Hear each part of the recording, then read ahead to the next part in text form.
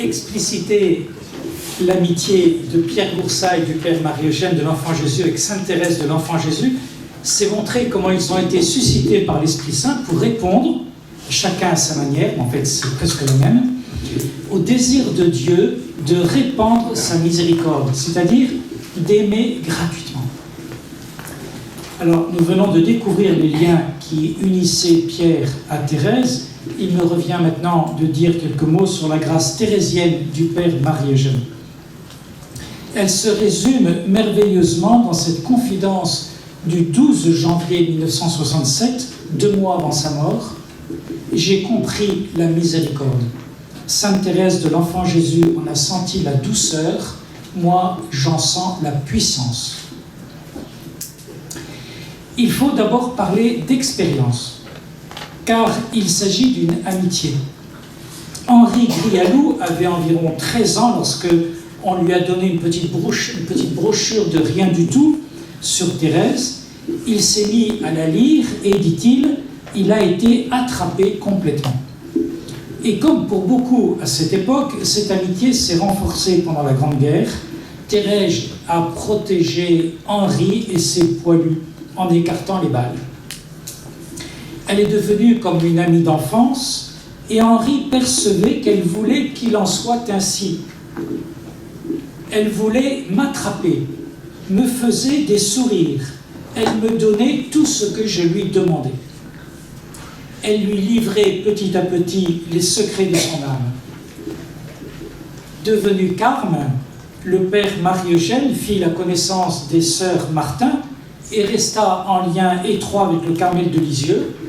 Il fut convaincu dès le début, en 1923, que Thérèse avait une mission de docteur et eut en particulier un rôle décisif dans la publication de ses textes originaux.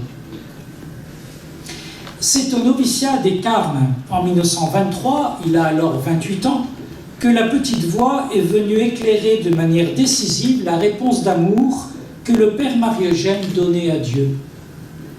Dès son entrée dans la vie religieuse, il s'est plongé dans la prière. Il exprimera toujours cette première conviction sur la nécessité de la contemplation pour entrer dans le mystère de Dieu. L'oraison était devenue, dit-il, en quelque sorte le soleil et le centre de toutes les occupations de la journée. Il s'agit d'une oraison qui comportait des distractions très nombreuses, souvent presque continuelles, des sécheresses douloureuses, une oraison de foi qu'il appelle un face-à-face dans les ténèbres.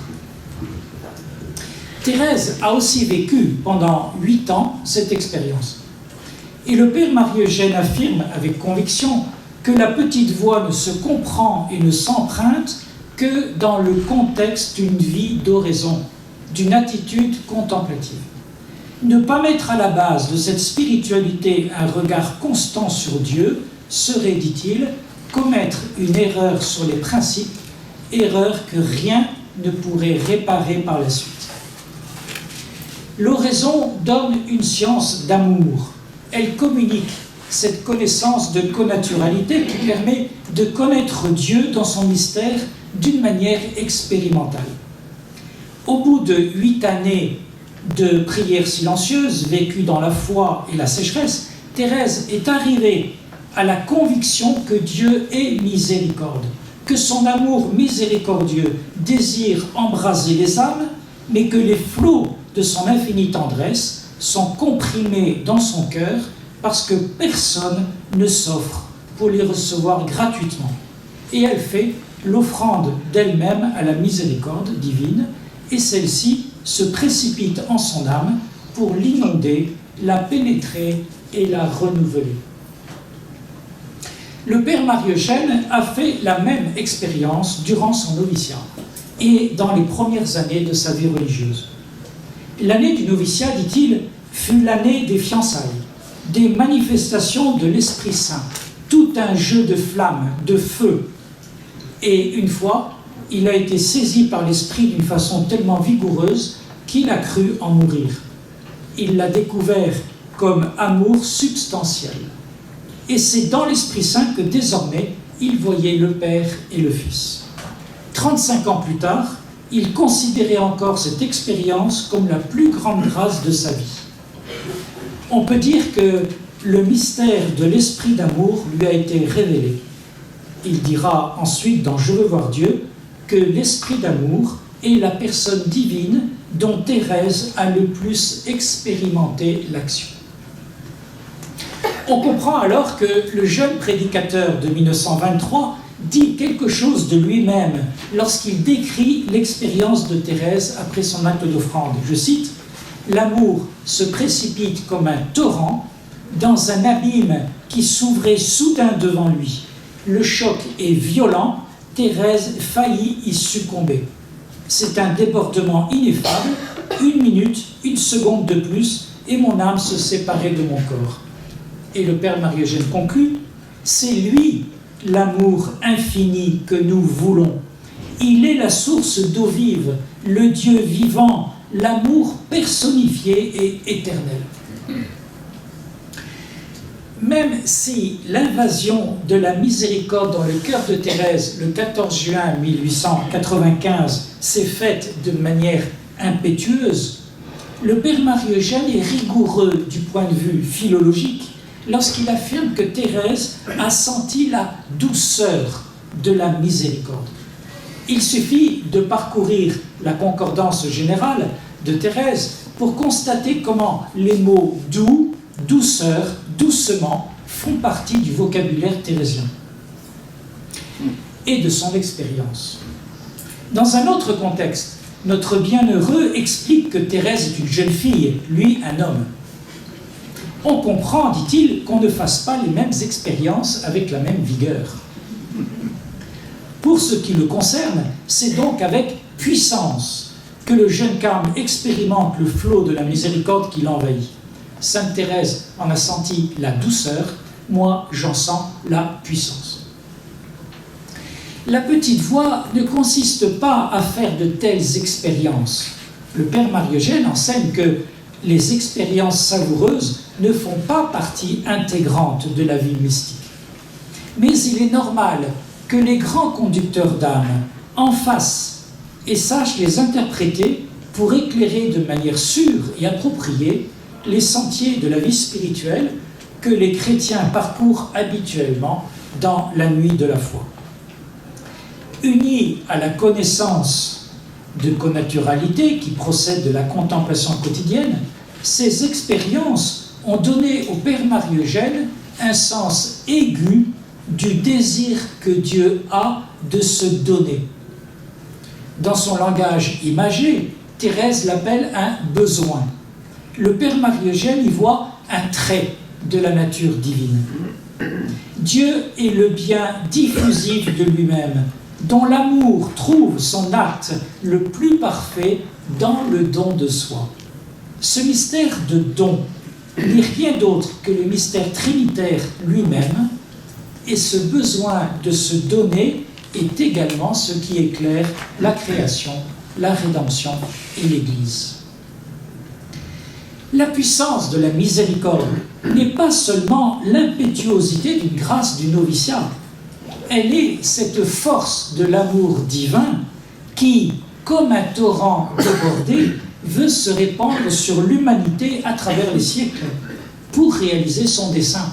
Le dessein que saint Paul nous a décrit dans la lettre aux Éphésiens, celui de se diffuser jusqu'à ce que le corps du Christ qu'est l'Église atteigne sa taille d'homme parfait. Comment correspondre à ce dessein?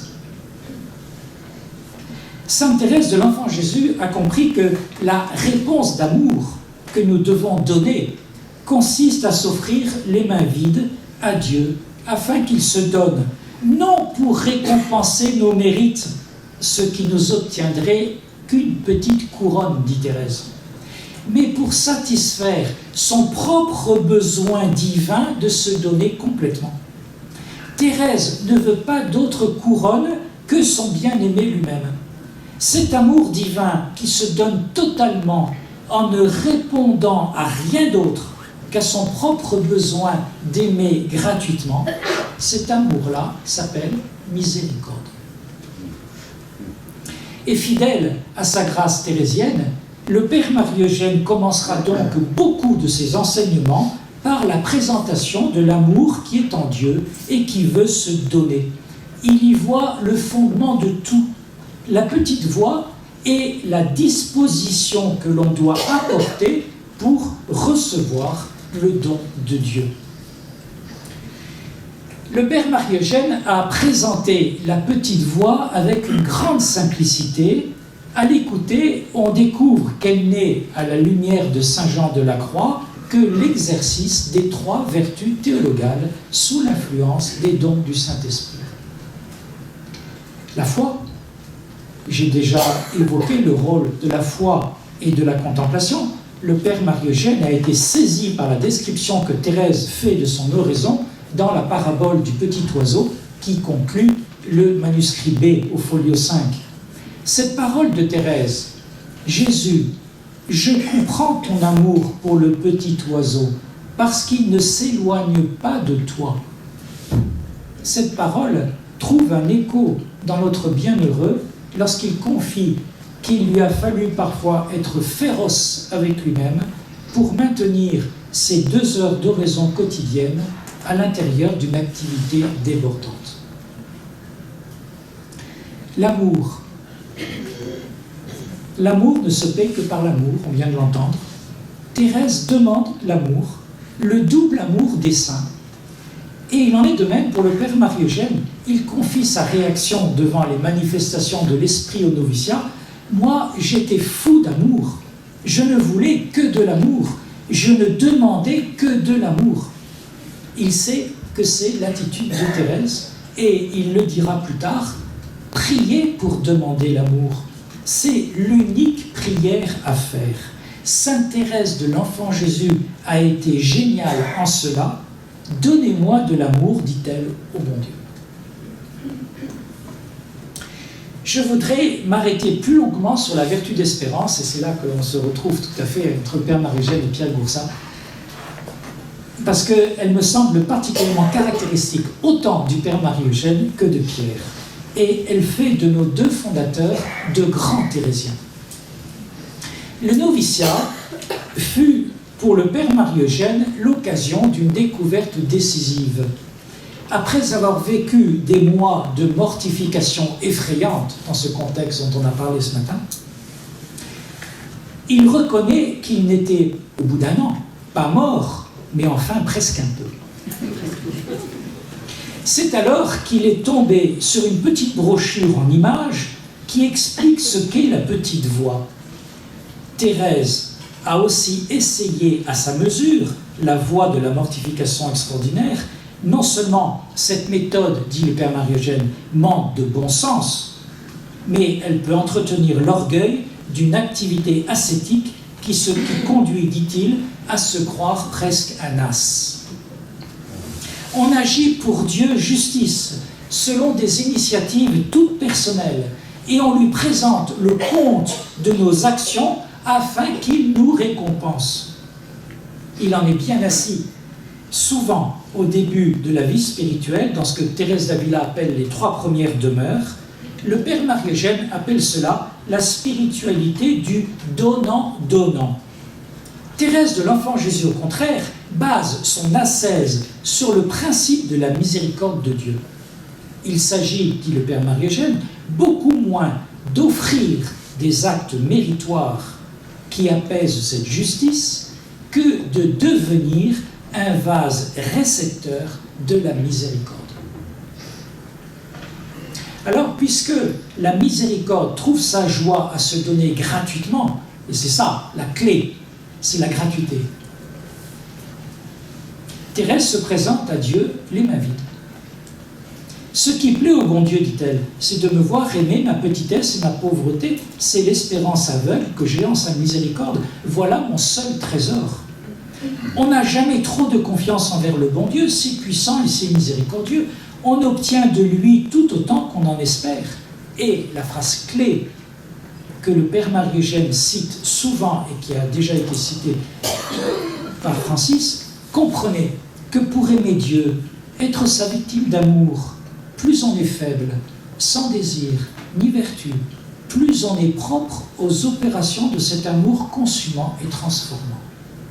Le seul désir d'être victime suffit, mais il faut consentir à rester pauvre et sans force. Et voilà le difficile, car le véritable pauvre d'esprit, où le trouver? Il faut le chercher bien loin. La grande question est donc celle-ci: comment devenir un vase récepteur? Comme saint Paul et saint Jean de la Croix, Thérèse sait que l'espérance est diminuée par la possession de ce que l'on a. Comment purifier l'espérance? C'est-à-dire, comment lui enlever tout appui humain? Comment la priver de la sécurité qu'apportent les richesses personnelles pour n'espérer qu'en Dieu seul? C'est la pureté du motif. Thérèse veut donc devenir toujours plus petite, plus pauvre, plus démunie pour ressembler à l'enfant de l'Évangile. Qu'est-ce qu'un enfant? Demande le Père Marie-Eugène. Thérèse lui donne la réponse qu'il citera très souvent. Un enfant, c'est celui qui attend tout de son Père. Lui seul entre dans le royaume. Et il commente: un enfant, c'est un être faible, dépendant, pauvre, non parce qu'il ne possède pas des biens, mais parce qu'il ne peut rien par lui-même. Il est pauvre physiquement, pauvre intellectuellement, il n'est pas encore développé. Pauvre moralement, il est incapable de fournir un effort soutenu. Cette pauvreté, il la compense par une confiance qui lui devient naturelle. Par lui-même, cet appauvrissement ne mérite rien, mais s'il s'offre à Dieu par la confiance, il reçoit tout. L'enfant spirituel est là, c'est reconnaître son néant, sa pauvreté, sa faiblesse, c'est utiliser cette connaissance de sa pauvreté pour recourir à Dieu. Lorsque Thérèse écrit « Il faut que je reste petite, que je le devienne de plus en plus », elle veut dire que la petite voix recherche la pauvreté, c'est-à-dire qu'elle ne s'appuie jamais sur ses propres dons, sur ses propres forces. Bien plus, la petite voix ne s'inquiète pas de se sentir radicalement pauvre, elle le désire. Je peux vous donner un témoignage. En travaillant à la Congrégation pour le clergé, je m'occupe en particulier, je me suis surtout occupé à un certain moment, des prêtres qui quittent le ministère. Eh bien, je peux vous dire que ce problème-là est, à mon avis, un des problèmes majeurs des prêtres qui quittent le ministère. C'est-à-dire des prêtres qui font l'expérience de leur pauvreté, mais personne ne leur a appris que la pauvreté est essentielle à condition qu'il y ait la confiance. C'est du Saint Paul, c'est du Sainte Thérèse de l'Enfant Jésus, c'est du Pierre Boursat, c'est du Père Marie-Eugène, c'est l'Évangile. Et je voudrais le crier au monde, parce que la pauvreté n'est pas un obstacle, elle est nécessaire à condition qu'il y ait la confiance. Et c'est vrai pour les prêtres, mais c'est vrai pour tout le monde. Thérèse consent à se laisser appauvrir avec joie, car c'est seulement dans la pauvreté complète que l'espérance en l'intervention de Dieu est la plus pure. Et en direction spirituelle, le Père Marie-Eugène apprenait à ne pas s'appuyer sur ses propres forces, sur les dons reçus, sur les richesses naturelles, mais à attendre tout de Dieu. Il faut que nous renoncions à tout, sauf à la puissance diffusive de Dieu qui veut se donner, Dieu amour, Dieu miséricorde. La confiance ne plaît au bon Dieu que parce qu'elle est accompagnée de pauvreté. La confiance ne trouve pas sa perfection dans son intensité ou dans sa délicatesse, elle la trouve dans la pauvreté qui l'accompagne. C'est d'une force théologique impressionnante, parce que cela signifie que dans la vertu théologale, le motif de la vertu théologale, c'est Dieu lui-même et non pas ce que je peux porter moi-même. Le rapport que Thérèse fait entre la confiance et la pauvreté est, pour notre bienheureux, une trouvaille de génie. On utilise sa pauvreté pour se jeter en Dieu. Plus radicalement encore, il est demandé de ne pas se regarder, de s'oublier, et quelle que soit la richesse ou la pauvreté, de maintenir son regard constamment tourné vers la miséricorde pour qu'elle puisse se donner. Alors il y a un piège.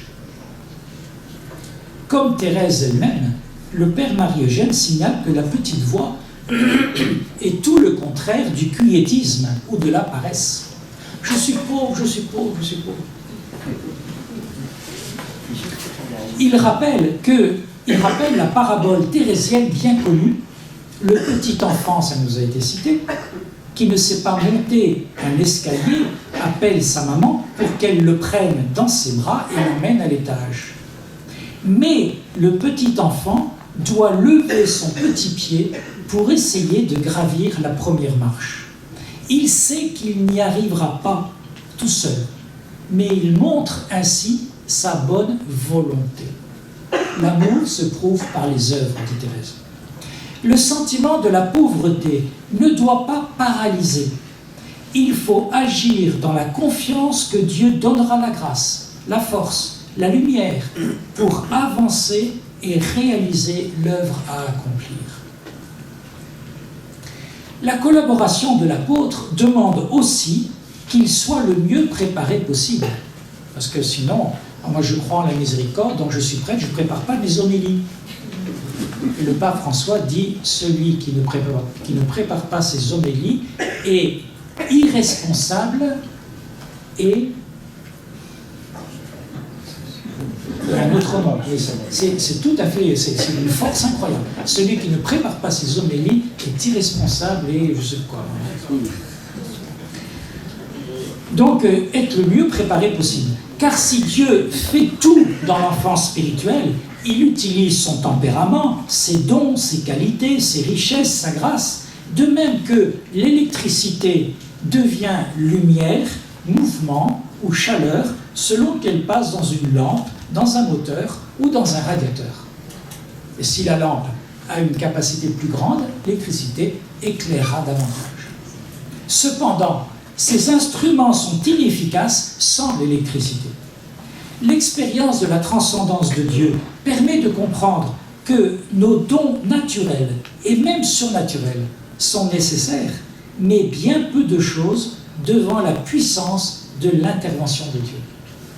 Sous l'action de Dieu, les contemplatifs les plus doués humainement ressentent fortement leur faiblesse. Jésus, l'homme parfait, a sauvé l'humanité en tombant la face contre terre à Gethsémani. Le père Marie-Eugène avait une humanité très riche, marquée par la force. Sa dernière maladie l'a mis dans un état d'épuisement absolu. Le bon Dieu me fait souffrir, dit-il, pour me mettre dans un état de pauvreté totale. On demande toujours si les saints ont pratiqué la vertu de force. Moi, je la pratique en demandant qu'on me fasse manger une biscotte. Je ne peux pas le faire tout seul. Voilà ma force. Elle est dans ma faiblesse. C'est la voix d'enfance. Je suis devenu un enfant de 3 ans. La sainteté, elle n'est pas dans la force humaine, elle est dans la faiblesse. L'intervention de Dieu se fait habituellement par les dons du Saint-Esprit. Et le père Marie-Eugène a souvent affirmé que Thérèse de l'Enfant Jésus a renouvelé la science des dons du Saint-Esprit et qu'une étude approfondie de sa vie et de son enseignement devrait faire progresser admirablement cette science. Cela se comprend quand on sait que les dons du Saint-Esprit sont de pure réceptivité qui nous sont donnés pour accueillir le don de Dieu. 2 mois avant sa mort, le père Marie-Eugène a donc confié « J'ai compris la miséricorde. Sainte Thérèse de l'Enfant Jésus en a senti la douceur, moi j'en sens la puissance. » Et 2 jours plus tard, dans la nuit, après avoir prié, il dit avec une profondeur toute particulière « je me suis offert au Père pour qu'il m'aime, et il m'a aimé. Et cette autre confidence, 10 jours plus tard, cette maladie a été une grande grâce pour moi. Dieu m'a gâté. J'ai peur, en me rétablissant, en fait, il en mourra, de perdre ce qu'il m'a donné, c'est-à-dire lui-même. Dans la Trinité Sainte, j'étais placé entre le Père, le Fils, dans leur inspiration, leur amour, leur joie qu'est l'Esprit Saint. L'amour du Père, c'est ineffable. Je mange là-dedans et c'est pour vous autres.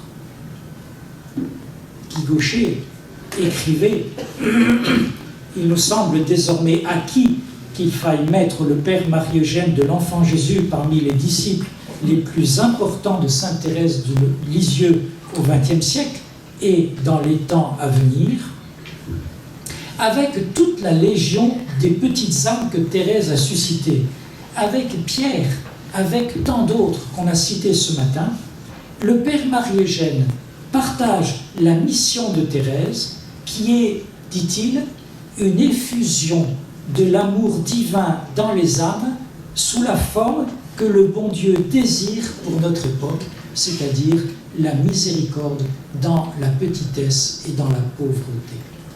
Je vous remercie.